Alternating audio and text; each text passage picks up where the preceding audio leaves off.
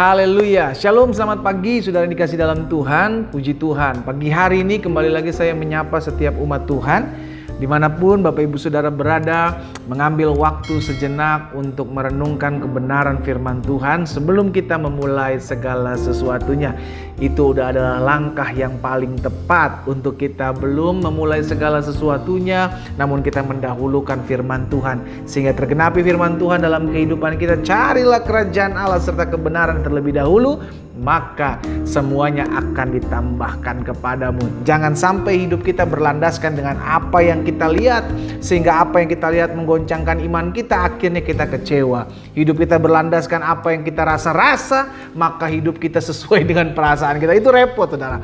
Tapi hidup yang benar adalah hidup yang harus berlandaskan firman Tuhan, sesuai dengan apa yang firman Tuhan katakan. Itu yang kita pegang. Janji iman itulah yang akan kita pegang dalam kehidupan keseharian kita. Itu sebabnya dalam program Bible and Coffee ini, saudara dikasih dalam Tuhan, saya mengajak setiap umat Tuhan di mana-mana tempat saudara dikasih dalam Tuhan untuk memulai hari bersama dengan firman. Karena jelas Alkitab katakan bahwa firman-Mu terang bagi jalanku, pelita bagi langkahku. Firman Tuhan yang menerangi langkah kita sehingga kita tidak terantuk oleh batu, kita tidak salah jalan, tapi kita berjalan dalam rencana dan rancangan Tuhan yang ajaib. Mari kita berdoa, saudara.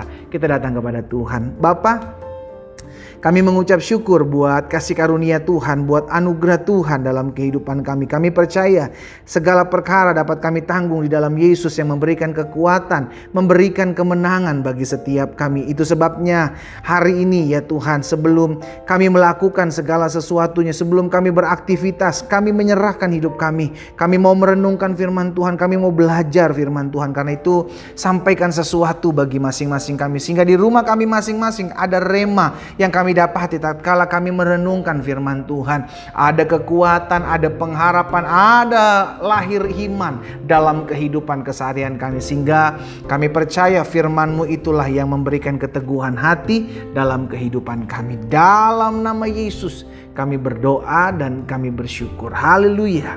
Amin, amin. Sudah dikasih dalam Tuhan, satu kebenaran firman Tuhan saya mau sampaikan buat setiap kita hari ini di dalam Markus pasalnya yang ke-8 ayat 1 sampai dengan ayatnya yang ketiga. Markus pasal 8 ayat 1 sampai dengan ayat 3. Apa yang dikatakan firman Tuhan di sana? Pada waktu itu ada pula orang banyak di situ yang besar jumlahnya, dan karena mereka tidak mempunyai makanan, perhatikan, Yesus memanggil murid-muridnya dan berkata, "Hatiku tergerak oleh belas kasihan kepada orang banyak ini. Sudah 3 hari mereka mengikuti aku dan mereka tidak mempunyai makanan." Dan ayat 3, "Dan jika mereka kusuruh pulang ke rumahnya dengan lapar, mereka akan rebah di jalan sebab ada yang datang dari jauh." Jadi saudara dikasih dalam Tuhan, suatu hari ketika Yesus berjalan bersama-sama dengan murid-murid yang melayani orang banyak, Alkitab mencatat 4.000 orang yang tercatat pada saat itu dilayani oleh Yesus. Berdasarkan apa? Belas kasihan Tuhan Yesus. Jadi apapun yang Yesus kerjakan selalu dilandasi oleh belas kasihannya Dia. Karena belas kasihan Yesus itulah maka Dia tidak tega melihat orang banyak kelaparan. Amin. Nah, tapi di sisi lain ada banyak anak-anak Tuhan yang mengiring Tuhan, yang mengikut Tuhan, seringkali menutup diri terhadap sesama. Wah, ini bertolak belakang dengan apa yang Yesus nyatakan. Makanya kenapa murid-murid Yesus dipanggil oleh Yesus? Supaya mereka mengerjakan apa yang menjadi isi hatinya Yesus. Mereka mengerjakan apa yang menjadi belas kasihan Tuhan, sehingga akhirnya belas kasihan Tuhan itu Tuhan taruh dalam hati murid-muridnya. Tuhan taruh juga dalam hati saudara dan saya.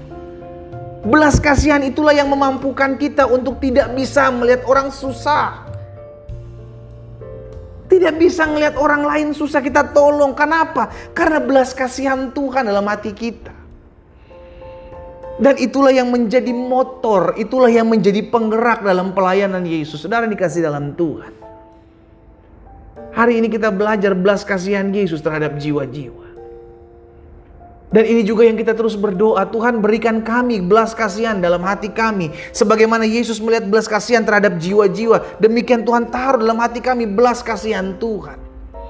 Sehingga ketika kita ngeliat orang susah, hati kita langsung teriris gitu saudara. Hati kita langsung pengen menolong. Hati kita ada kerinduan untuk menopang.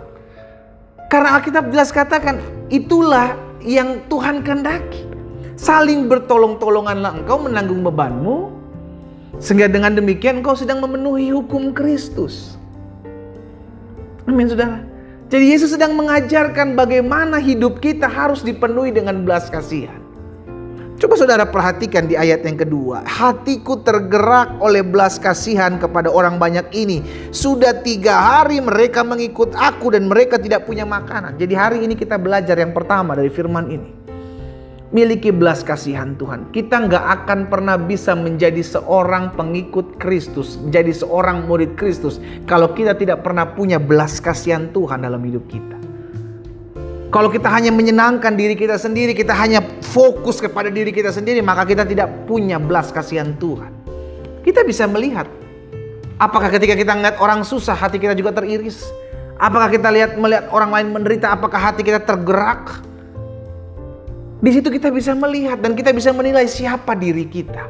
Apakah sudah ada belas kasihan Tuhan dalam hidup kita? Kalau belum ada, saya menyarankan kita berdoa. Supaya Tuhan taruh belas kasihan Tuhan dalam hati kita. Sehingga ketika kita ngeliat orang susah, ketika kita ngeliat orang yang masih jauh dari Tuhan, ada hati yang tergerak untuk menolong, menopang, bahkan mendoakan mereka. Apapun bisa kita buat, apapun bisa kita kerjakan saudara.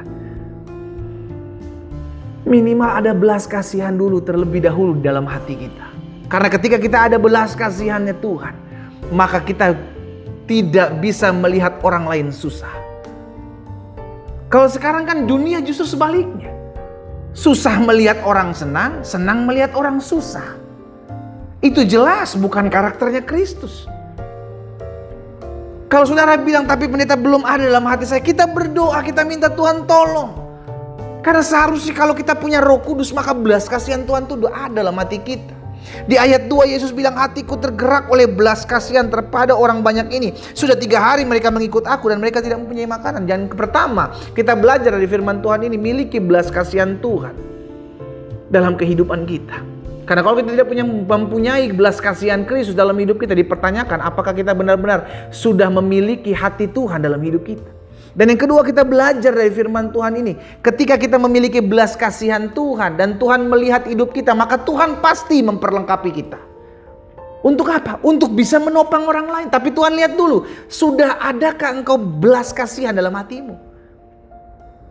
Sehingga akhirnya Tuhan berikan kita kapasitas untuk menolong orang lain. Tuhan berikan kemampuan untuk kita boleh menopang orang lain. Akhirnya tergenapi firman Tuhan. Setiap orang yang melihat perbuatanmu yang baik, mereka akan memuliakan Bapamu di sorga. Kita ada, kita diperlengkapi, kita dipersiapkan untuk kemuliaan nama Tuhan. Tapi terdahulu dimulai dengan hati yang dipenuhi dengan belas kasihan. Itu yang kedua. Dan yang ketiga, kita belajar dari firman Tuhan ini sudah dikasih dalam Tuhan. Hatiku tergerak oleh belas kasihan kepada orang banyak ini. Sudah 3 hari mereka mengikut aku, mereka tidak punya makanan. Yang ketiga, kita belajar sebagai anak-anak Tuhan, jangan takut susah. Kenapa? Karena Tuhan memiliki belas kasihan terhadap saudara dan saya. Dia lihat, ini orang banyak ini sudah mengikut aku 3 hari, mereka kelaparan, tidak punya makanan, aku akan memberi mereka makan. Demikian pula kita dalam kita mengiring Tuhan, mungkin ada masa-masa sukar. Dalam kita mengiring Tuhan ada masa-masa penderitaan. Tapi kita mengerti Tuhan punya belas kasihan itu ditaruhkan dalam hati kita. Dia tidak akan pernah mau melihat anak-anak yang mengalami penderitaan, kesukaran dalam makan, minum, pakai. Dia Allah yang memelihara. Makanya jaminannya jelas, Yesus bilang jangan takut akan hari esok. Jangan khawatir akan hari esok. Burung di udara Tuhan pelihara, bunga bakung Tuhan indahkan, Tuhan buat berharga. Apalagi saudara dan saya yang diselamatkan oleh darahnya, yang diselamatkan oleh kematian anaknya yang tunggal. Masakan kita tidak hidup dalam pemeliharaannya. Amin. 3 hal itu pagi hari ini saya mau sampaikan buat setiap kita. Ini menjadi bahan perenungan kita. Sudahkah kita punya belas kasihan Tuhan?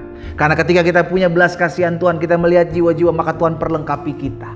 Tuhan persiapkan kita, ada belas kasihan sebagai motornya, maka Tuhan perlengkapi dengan toolsnya, dengan alatnya, untuk kita dapat membantu dan memperlengkapi orang lain.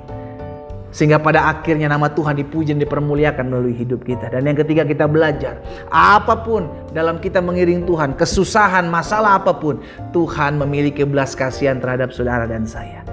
Maka Dia yang akan memelihara kehidupan kita. Mari kita berdoa. Bapa, terima kasih buat berkat firman-Mu. Kami terus diperlengkapi, kami terus diperbaharui, kami terus dipersiapkan untuk menjadi pribadi-pribadi yang siap dipakai Tuhan untuk hormat dan kemuliaan nama Tuhan.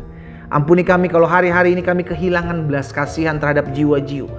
Ampuni kami kalau hari-hari ini kami lebih mementingkan diri kami sendiri. Ampuni kami kalau hari-hari ini kami hanya melihat kepentingan diri kami sendiri. Ampuni kami kalau hari-hari ini kami kehilangan belas kasihan terhadap orang-orang di sekeliling kami. Bapa, berikan hati itu dalam hati kami, sehingga belas kasihan Yesus Tuhan Kau taruhkan dalam hati kami, sehingga akhirnya ada kasih, ada belas kasih Tuhan dalam hati kami. Ketika kami melihat orang-orang yang memerlukan pertolongan, biar belas kasihan Tuhan taruhkan dalam hati kami, sehingga kami boleh menjadi perpanjangan tangan Tuhan dalam hidup kami. Terima kasih Tuhan Yesus. Berkat-Mu ada atas masing-masing kami, sehingga langkah hidup kami semakin hari semakin mempermuliakan nama Tuhan. Di dalam nama Yesus Kristus Tuhan kami berdoa. Haleluya. Amin, amin. Kita nikmati kopi kita, saudara.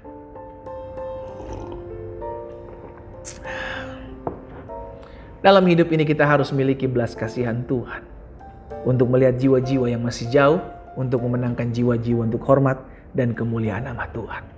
Tuhan Yesus memberkati kita.